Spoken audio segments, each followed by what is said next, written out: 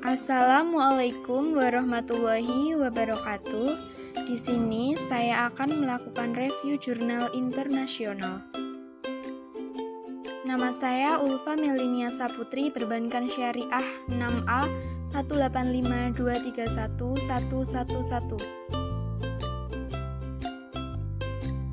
Jurnal yang saya ulas berjudul Corporate Governance of Islamic Bank, A Comparative Study Between GCC and Southeast Asia Countries.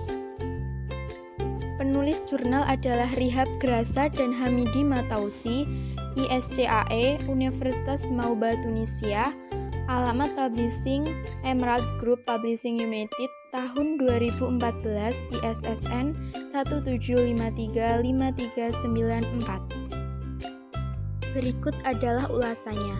Review jurnal internasional dengan judul Corporate Governance of Islamic Bank memiliki tujuan untuk memahami praktek dan struktur tata kelola bank Islam dengan kerjasama GCC dan negara-negara Asia Tenggara dengan tujuan memberikan informasi yang relevan dalam memadu pengembangan sistem tata kelola Islamic Bank di masa depan.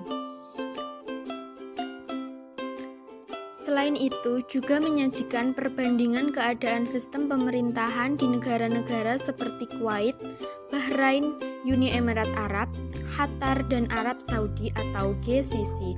Jurnal ini menggunakan pendekatan analisis deskriptif dalam mengekstraksi dan menganalisis data yang dikumpulkan dari 83 Islamic Bank yang diamati selama periode 2002 sampai 2011. Kemudian, variabel yang digunakan adalah struktur kepemilikan, dewan direksi, dewan syariah, dan atribut CEO. Bank Islam merupakan lembaga keuangan yang menghasilkan tatanan tata kelola perusahaan yang berbeda. Tata kelola bank syariah harus memiliki perbedaan dengan bank konvensional karena banyaknya pihak yang terlibat dalam skema tata kelola.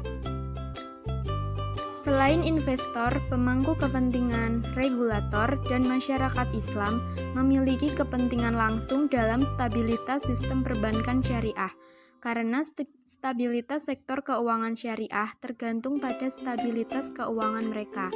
Akibatnya, atribut tata kelola perusahaan ditempatkan dalam peran penting tata kelola perusahaan bank syariah. Kemudian, ciri khas dari Islamic Banking adalah mengenai hukum syariah, akun investasi, dan transparansi. Dengan hukum syariah, Islamic Bank harus mengikuti dengan prinsip-prinsip syariah. Adapun akun investasi disesuaikan dengan akad musyarakah dan juga mudharabah. Dan yang ketiga, transparansi disesuaikan dengan keterbukaan oleh Islamic Bank itu sendiri. Kemudian, mengenai ciri khas tersebut, pembahasan mengenai 3 ciri khas harus mempertimbangkan yang pertama, hukum syariah. Hal ini Islamic Bank harus melakukan aktivitasnya hanya berdasarkan hukum syariah. Yang kedua, Islamic Bank dicirikan oleh adanya akun investasi yang memperumit sistem kelola. Hal ini didasarkan pada akad musyarakah dan juga mudharabah. Dan yang ketiga adalah menyesuaikan lingkungan kelembagaan di mana Islamic Bank beroperasi dicirikan oleh kurangnya transparansi dan kekuatan pasar yang lebih lemah, serta pengawasan pemerintah yang lebih lemah. Seluruh faktor tersebut yang menyebabkan tata kelola perusahaan Islamic Bank berbeda dari rekanan bank konvensional. Selain itu, tujuan Corporate Governance Lembaga Keuangan Islam atau LKI berbeda dengan tujuan Corporate Governance di perusahaan keuangan lainnya. Hal ini menurut Ahmed dan Capra tahun 2002 disebabkan tata kelola perusahaan LKI memiliki mekanisme yang memungkinkan dalam memastikan keadilan bagi semua pemangku kepentingan melalui transparansi dan akuntabilitas yang lebih besar terhadap prinsip-prinsip Islam. Kemudian, dalam memaparkan, Ibrahim juga mengatakan bahwa tata kelola perusahaan bisnis yang sesuai syariah pertama akan melihat struktur transaksional untuk melihat apakah transaksi tersebut melibatkan unsur-unsur yang membatalkan keuntungan. Kemudian, Karena syariah tidak hanya berkaitan dengan substansi tetapi juga bentuk transaksi. Menurut standar IFSP 3 mengasumsikan bahwa tata kelola perusahaan yang baik di AFI harus mencakup seperangkat pengaturan organisasi di mana tindakan manajemen LKI selaras sejauh mungkin dengan kepentingan para pemangku kepentingannya. Kemudian pemberian insentif yang tepat bagi organ tata kelola seperti direksi, dewan syariah, dan manajemen untuk mengejar tujuan menjadi kepentingan pemangku kepentingan dan memfasilitasi pemantauan yang efektif, sehingga mendorong LKI untuk menggunakan sumber daya secara lebih efisien dan kepatuhan. Dalam review jurnal tersebut, terdapat temuan yang menegaskan bahwa ada perbedaan yang signifikan dari praktek tata kelola syariah yang beragam di negara tersebut, yang mengakui bahwa ada kekurangan dan kelemahan pada kerangka tata kelola yang ada untuk IFI dan membutuhkan lebih banyak perbaikan. Adapun review jurnal dengan judul Corporate Governance of Islamic Bank dengan analisis deskriptif ditemukan temuan-temuan sebagai berikut. Yang pertama adalah struktur kepemilikan, di mana mengungkapkan bahwa Islamic Bank di negara-negara GCC didominasi oleh pemegang blok dan jumlah pemegang blok yang diamati di Islamic Bank lebih tinggi daripada di Asia Tenggara. Hal ini dikarenakan di Asia Tenggara didominasi oleh investor asing. Yang kedua, menyesuaikan dengan karakteristik peraturan BI. Ditemukan ada jumlah rata-rata direktur yang menempati di Dewan Direksi Islamic Bank stabil selama periode 2002 sampai 2011. Kemudian di negara GCC, Islamic Bank lebih sedikit besar daripada yang diamati di Asia Tenggara.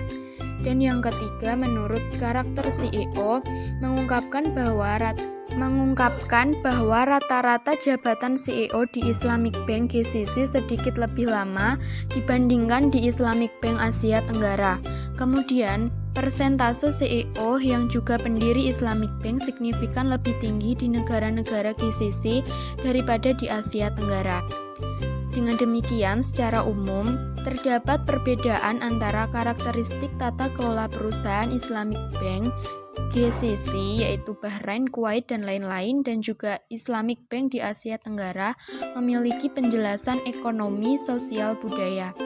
Selain itu, peraturan perundang-undangan dan kerangka peraturan yang berbeda di berbagai negara memengaruhi struktur tata kelola perusahaan Islamic Bank. Temuan tersebut menunjukkan bahwa budaya, ekonomi, lingkungan, peraturan, dan konteks sosial di mana bank-bank ini beroperasi mempengaruhi komposisi Dewan Direksi dan Dewan Syariah. Lalu, jika dikontekstualisasi jurnal dengan perbankan syariah masa kini, yaitu perkembangan bank syariah di Indonesia dewasa ini semakin pesat. Indonesia termasuk negara muslim terbesar di dunia, sehingga memiliki peranan besar dalam membangun ekonomi syariah.